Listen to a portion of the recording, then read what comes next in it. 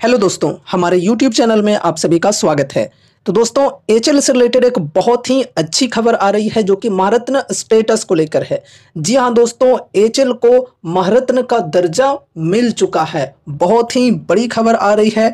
आज की ही ये खबर है। पूरी डिटेल्स में हम इस खबर को अभी डिस्कस करने वाले हैं और अभी हम ये भी समझेंगे कि महारत्न का दर्जा मिलने से कंपनीज को क्या बेनिफिट्स मिलते हैं और अभी कौन कौन सी कंपनीज महारत्न का दर्जा लेकर बैठी हुई है। तो यहाँ पर देखो, हेडलाइन में बताई जा रही है एचएल एज महारत्न, महारत्नों की सूची में एक और एंट्री। एचएल बनी 14वीं पीएसयू। चेक करें पूरी list.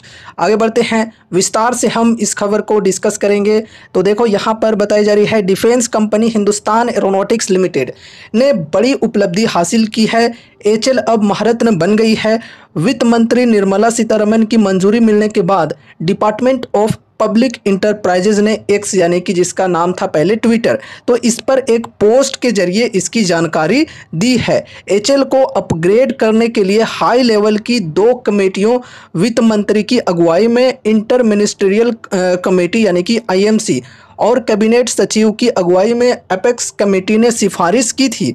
HL department of defence production के तहत काम करती है। वित्त वर्ष 23 से 24 में इसका सालाना टर्नओवर 28,162 करोड़ रुपये और नेट प्रॉफिट 7,595 करोड़ रुपये का था। महारत्न बनने वाली यह 14वीं कंपनी है और यह उपलब्धि हासिल करने के बाद इसकी स्वायत्तता बढ़ेगा और वित्तीय ताकत भी। न्यूज काफ़ी बढ़िया है गाइज, आज ही ये खबर आई है।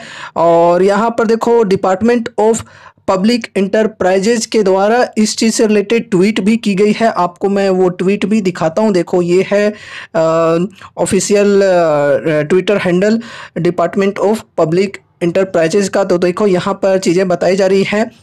Honorable Finance Minister has approved the upgradation of Hindustan Aeronautics Limited to 14th Maharatna CPSE. The proposal has earlier been recommended by Inter-Ministerial Committee यानी कि IMC headed by Finance Secretary and Apex Committee headed by Cabinet Secretary। तो ये tweet की गई है आज के दिन। तो न्यूज काफ़ी बढ़िया है गाइज, महारत्न का दर्जा कंपनी को मिल चुका है। और इससे पहले देखो, 13 कंपनीज और जो हैं वो महारत्न स्टेटस लेकर बैठी हुई है। उनके बारे में भी थोड़ा समझ लेते हैं। अभी देखो, 14वीं कंपनी एचएल बन चुकी है। देखो, यहाँ पर बताई जा रही है एचएल 14वीं कंपनी है जिसे महारत्न का स्टेटस मिला है। इससे पहले पिछले साल अगस्त 2023 में ऑयल इंडिया को महारत्न का दर्जा मिला था। महारत्न की इस सूची में एचएल और ऑयल इंडिया के अलावा भेल, बीपीसीएल यानी कि Bharat petroleum corporation limited, coal India, GAIL, HPCL, Indian oil, NTPC, ONGC, power grid, SAIL, REC और पीएफसी भी हैं। तो ये कुछ कंपनीज हैं जिनको पहले से महारत्न का दर्जा मिला हुआ है। अब यहाँ पर 14वीं कंपनी एचएल बन चुकी है। ठीक है, काफ़ी अच्छी बात है। अब देखो, महारत्न का दर्जा मिलने के लिए काफ़ी सारे एलिजिबिलिटीज होते हैं। ठीक है, एलिजिबिलिटी को जब कोई सरकारी कंपनी पूरी करती है तो उनको उस प्रकार से दर्जा मिलता है। ठीक है, तो देखो, काफ़ी सारे इसके लिए कंडीशन होते हैं। तो जैसे देखो, यहाँ पर बताई जा रही है नवरत्न स्टेटस, मतलब पहले से नवरत्न स्टेटस कंपनी को मिली हुई होनी चाहिए महारत्न बनने के लिए। एंड फिर देखो, be listed on the Indian stock exchange, तो स्टॉक मार्केट में लिस्टेड होनी चाहिए company. Have a significant global presence, global presence भी होनी चाहिए कंपनी की। Have an average annual turnover of more than 25,000 crore in the last 3 years. अभी हमने डिस्कस किया था कि FY 23 to 24 में टर्नओवर कंपनी की 28,000 करोड़ के अप्रोक्स रही है।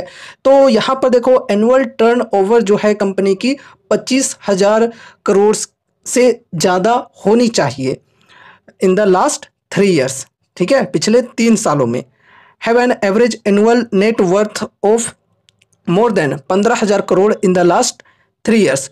तो यहाँ पर देखो, एनुअल नेट वर्थ की बात कही जा रही है कि मोर देन 15,000 करोड़ की होनी चाहिए इन द लास्ट 3 ईयर्स।